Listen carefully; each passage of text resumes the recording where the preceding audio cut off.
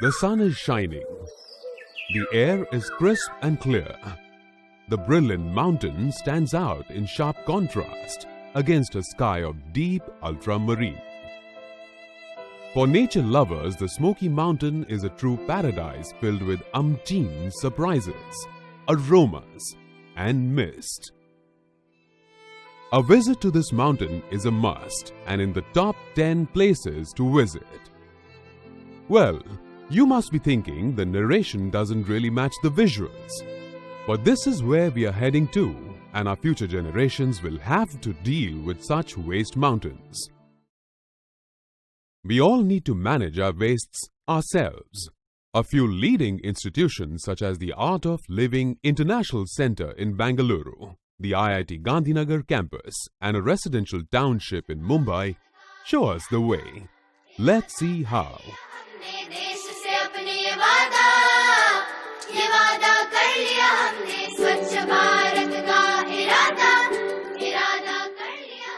The Solid Waste Management Rules 2016 laid down the guidelines for urban local bodies and all waste generators in urban areas on their roles and responsibilities. These rules also spell out special provisions for waste management by bulk generators. Bulk generators are typically those that produce more than 100 kg of waste per day. This could include schools, residential societies, educational institutes, hostels, hotels, marketplaces, or places of worship. These institutions are the key economic drivers in the city. These campuses are also one of the major contributors of solid waste in the city. A large portion of waste from such campuses comes from their kitchens and is mostly biodegradable. The Municipal Solid Waste Rules 2016 state that institutions and gated communities with an area of more than 5,000 square meter should process their biodegradable waste at the source using composting or biomethanation techniques as much as possible. We take the case of 3 such decentralized waste processing units. The first such campus is a spiritual center, the Art of Living International Center in Bengaluru, which uses the biomethanation plant made by GPS Renewables Private Limited. The second campus is one of the premier educational institutes in the country, IIT Gandhinagar, that uses the Nisargun technology to convert their kitchen waste to fuel. And the third is a residential society located in dense Mumbai that composts its waste on the rooftops. The Art of Living International Center is a sprawling 65 acres campus. It has a 10,000 square meter kitchen with 40,000 square feet dining area. This generates about 1,500 kg of food waste at the ashram every day. There is a plate leftover food which we cannot distribute anywhere. Which has to be. We were doing the composting out of it. Food was in a huge amount. So we thought of installing it, this kind of plant, so that we can utilize in a much efficient way. The center decided to install the Bio-Urja plant. The Bio-Urja plant is one of the products of the Bengaluru-based GPS Renewables Private Limited. The vision with which this company was founded was to help find a solution to tackle the waste, which is a big problem in whole of the country today. We believe that decentralized waste management is the way to go. We started with our first product, Bio-Urja. It's a completely prefabricated, automated solution specifically designed to coexist with people. A Bio-Urja plant of 1 ton per day capacity has been installed in the center since 2015. The plant not only treats the biodegradable waste generated in the ashram, but also provides alternative fuel equivalent to 70 kg of cooking gas. This is roughly equal to 5 LPG cylinders. This plant of 1 ton per day capacity is housed in a very small space of 20 square meters. The kitchen waste from the center's kitchen and dining hall are inputs to the Bio-Urja plant. After the waste is collected from the kitchen and dining hall, it is brought to the biomethanation plant. The shredder cuts the waste into smaller pieces, and the screw pump feeds the shredded waste into the pre-digester. Here, hydrolysis takes place and the waste is converted to acids. The acids are then fed into the digester, where anaerobic digestion takes place to produce gases. The gas produced primarily consists of methane, carbon dioxide, moisture, and trace gases like hydrogen sulfide. The hydrogen sulfide and water are removed by two separate scrubbers. From here, the gas goes to the twin balloon system, where the biogas is temporarily stored. After this, the gas is transferred into the pressure storage vessel for permanent storage. The output from the plant is biocompressed natural gas or CNG, which is used as fuel for the kitchens on the campus. A major concern for many campuses is the ability to operate, maintain and troubleshoot such plants. The Bio-Urja plant addresses this concern through remote monitoring of the input waste. The automation system controls the gas storage, compression, and also flares any excess gas. The cloud-based dashboard collects data on the plant's health parameters and operational parameters like flaring rate and gas produced. The system also alerts if the quality of waste input to the plant is different from the desired quality. So we typically look for semi-skilled persons for the operation of the plant. Training wise, once the plant is set up, so we give a 10-day training to the client designated or nominated people. So typically we look for a group of 4 to 5 people for the operator job and another 2 to 3 people from the engineering staff. The capital cost of the plant is about Rs 30 lakhs. The total operation and maintenance cost of the plant comes to roughly Rs 14,000 per month. The payback period for the capital expenditure of the plant is about 2.5 years. From the kitchen leftover food, the segregation is not required as much. But when the dining hall it comes, the segregation, we have kept the twin bin system in the near the dining hall, so that leftover food can go in the one bin and the other one, the plate used, should go in the other bin. One of the major challenges to the smooth functioning of the biomethanation plants is the availability of segregated waste. This challenge has been successfully overcome by IIT Gandhinagar. Located on the banks of river Sabarmati, the premier institute is well known for encouraging its students to engage actively with social issues. We would like our students to graduate with the right values and right attitudes.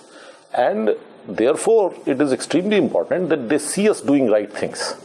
If we as a campus will not maintain ourselves well, if we don't do the right things, we will not handle our waste in a sustainable manner, we cannot expect that we will train our students to do so when they go out of our campus. So to us, it is an extremely important agenda.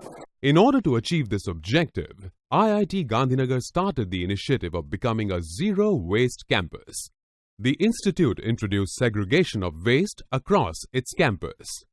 All the waste generated in the campus is collected in 3 color-coded bins: green for organic, blue for recyclable, and red for landfill waste. All wet waste generated in the kitchens along with leftover food waste is collected in the green bins. This wet waste is treated in the Nisargun biomethanation plant, which has been developed by the Bhabha Atomic Research Center. The biogas plant in IIT was started in 2016. It has a capacity of 1 ton per day. The waste from the campus, from the canteen and from the residential area comes here twice a day. The organic waste generated in the hostel messes, kitchens and residential areas of the campus is brought to the plant and weighed. This waste is then fed into the 3 to 5 HP mixer to convert it into slurry by chopping it into finer particles and mixing with water. This waste is then fed into the pre-digester tank, where aerobic digestion takes place. After pre-digestion, the waste enters the digester tank, where anaerobic digestion takes place to produce biogas, whose main component is methane. The plant produces biogas equivalent to 2 cylinders per day and 0.08 to 0.1 ton per day of manure. This gas is used in the IIT campus to generate electricity using a converter. The gas can also be used for cooking directly. The plant requires a space of about 80 square meters. The installation cost of a 1 ton per day Nisargun plant is Rs 21 lakhs, while the running cost of the plant is Rs 2.1 lakhs per year. From the management point of view, it has been interesting to see that although it is fairly easy at a resident level, but you have to put in a lot of extra time to make sure that the residents are all on board with your policies, that you sensitize the community, that you communicate with the community on a regular basis. That has been a very important aspect of learning about waste management. Continuous communication also has to be accompanied by regular audits to ensure that the segregation is continuously carried out by the campus. On the whole, my impression is that about 80% of the solid waste that the campus generates, we are able to manage it inside.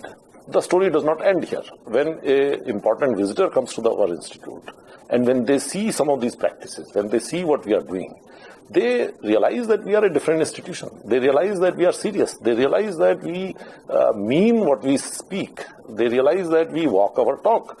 And as a result of that, their image of us, their impression of us improves.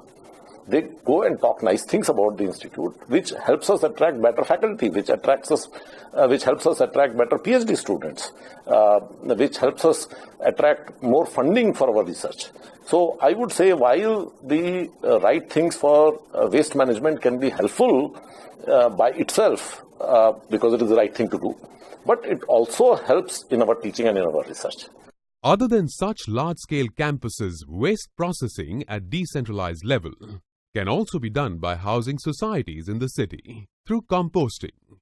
This concept is already being used by the Vijayanagar Society located in Mumbai. Under the Zero Garbage project, initially we just decided to segregate the wet garbage and dry garbage.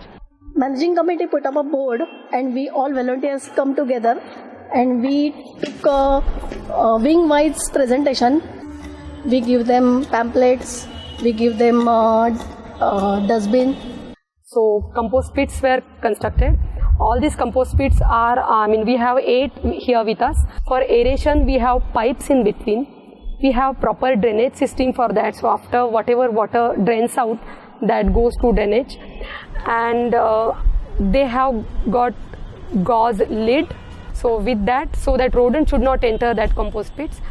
And once the pits were ready in the month of December, after that, on the 1st January, before 1st January, we actually educated people to give the segregated garbage as well. So they started giving it. Our housekeeping agency boys, they collect the garbage separately.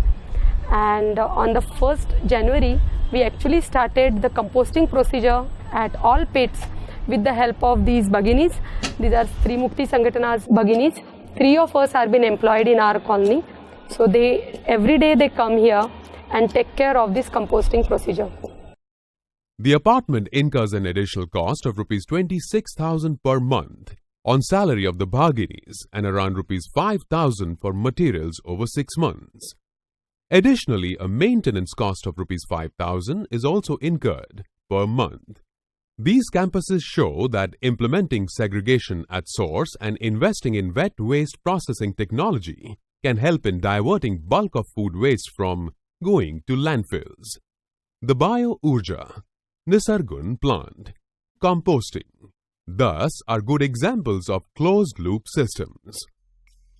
Such decentralized treatment helps the ULB save on transportation costs, reduce the burden on landfill sites, and will also help in energy generation. These technologies provide an easy solution for bulk generators to manage their wet waste at source and reduce their carbon footprint. This can easily help bulk generators comply with the MSW Rules 2016 and contribute to the SwachhBharat mission. We must realize that we are part of the problem. We all create waste, and it is our responsibility to manage our waste. It is only when each of us does our part for managing waste will India truly become Swachh Bharat. जाग उठेंगे भाग्य हमारे, स्वच्छ बनेगा ये भारत।